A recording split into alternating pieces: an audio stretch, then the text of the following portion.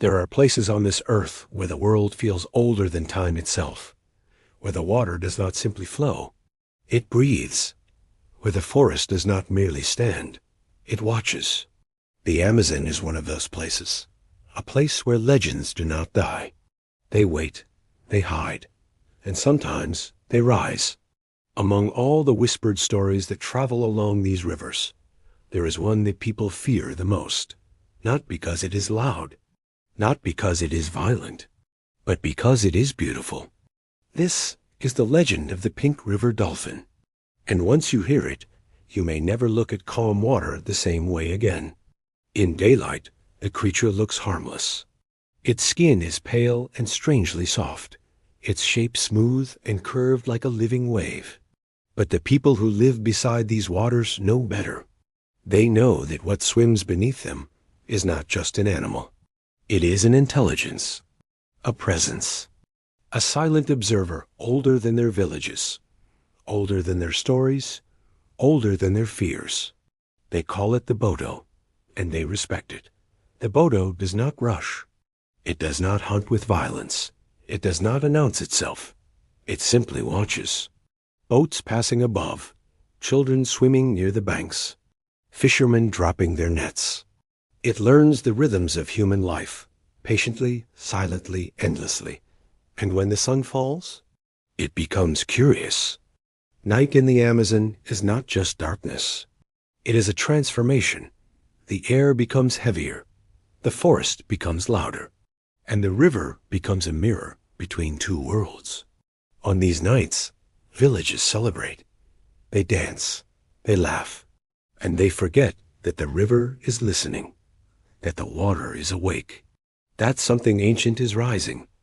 He always arrives the same way. No boat, no footsteps in the mud, only silence. His clothes are impossibly clean, his hat perfectly shaped, his smile warm and gentle. And no one asks where he came from, because no one wants to break the illusion. But the elders know, and they look away. He does not shout. He does not push. He does not rush. He waits. He listens. And when he chooses carefully. Not the loudest, not the strongest, but the most lonely, the most curious, the most forgotten, because those hearts are the easiest to touch. His touch feels warm, safe, like something familiar you cannot remember. The world narrows. The crowd fades, the music slows, and the river feels closer than ever. His voice is not loud. It does not need to be. It feels like water in the mind, filling empty spaces, carrying thoughts away, leaving only feeling, only warmth, only trust. In that moment, the forest might as well not exist.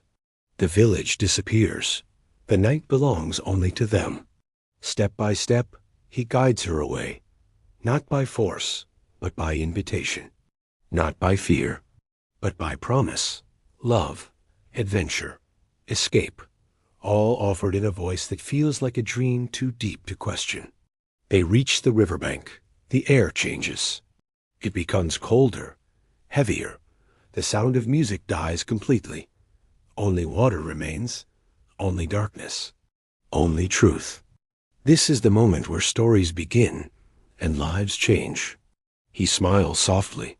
A smile that once felt warm now feels endless, old, other.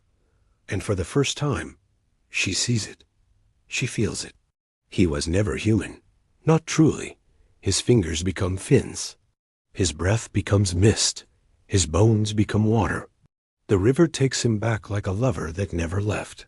And before her eyes, the man is gone. Only the Bodo remains. She does not scream. She does not run. Her mind cannot catch up with what her eyes have seen. The water closes its mouth. The ripples fade. And the night pretends nothing happened. But she knows. Her soul knows. Her life has been opened by something that does not belong to this world. Days become weeks. Weeks become months. The air around her changes. The whispers begin. Eyes follow her steps. Shadows seem heavier, and silence becomes a language everyone speaks. They do not ask their questions out loud. They do not need to. The river whispers answers for them. Who was the man? Where did he come from? Why did no one see him leave? And finally, someone says the words gently, not as a curse, not as a threat, but as truth that has lived in these villages longer than memory. It was the Boto. And so, a child is born. A child born of mystery. A child born of silence, wrapped not in shame, but in protection. Because in the Amazon, the legend is not meant to punish. It is meant to protect fragile hearts from cruel tongues. But the story of the Boto is not only written in darkness. There are whispers of another side of him, a side rarely spoken of aloud, a side that saves instead of takes. When storms rise from nowhere, when thunder breaks the sky open, and small wooden boats become toys in the hands of the river, some men have felt something they could not see, a force from below, a push, a guide, a second chance at breath. They do not say it was luck. They do not say it was a miracle. They whisper, it was him, the same creature that steals hearts, sometimes chooses to save lives. Children are warned not to swim alone, not because of the crocodiles, not because of the depth, but because the river does not give back what it takes, except sometimes. Sometimes it sends back a guardian. The animal exists. Science confirms it, flesh and bone, blood and breath. But science cannot explain the feeling in its eyes. That ancient calm, that quiet knowing, that sense that something inside it is watching you back. Legends do not survive for centuries without reason. They begin as fear.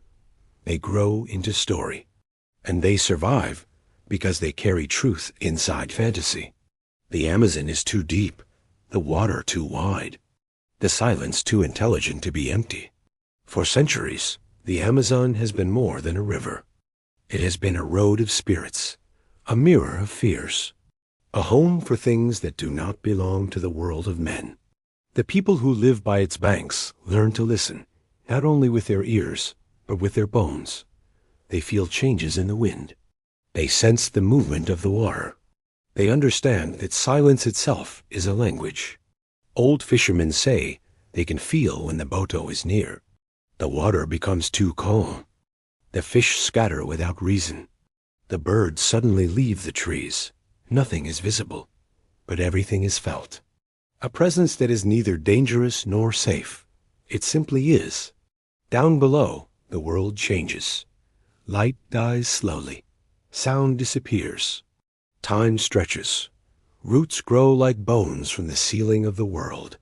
And through this silent kingdom, the Boto moves like a ghost that never learned how to die. Not hunting, not hiding, just existing. Forever. The people live their lives with respect for the water. They do not shout at the river. They do not throw stones without reason. They do not laugh too loudly at night. Because the river is not just a place. It is a presence. And the Boto is its face. Somewhere between fear and wonder, between darkness and beauty, the legend continues. Not written in books.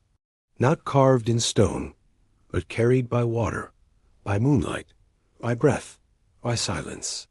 So when you stand near dark water, and the forest grows unusually quiet, and the surface of the river becomes too smooth, do not think you are alone. You are being watched, measured, learned, and perhaps chosen, because somewhere beneath the endless waters of the Amazon, the Boto still swims, still listens, still remembers, and still waits for the next soul to follow him into the dark.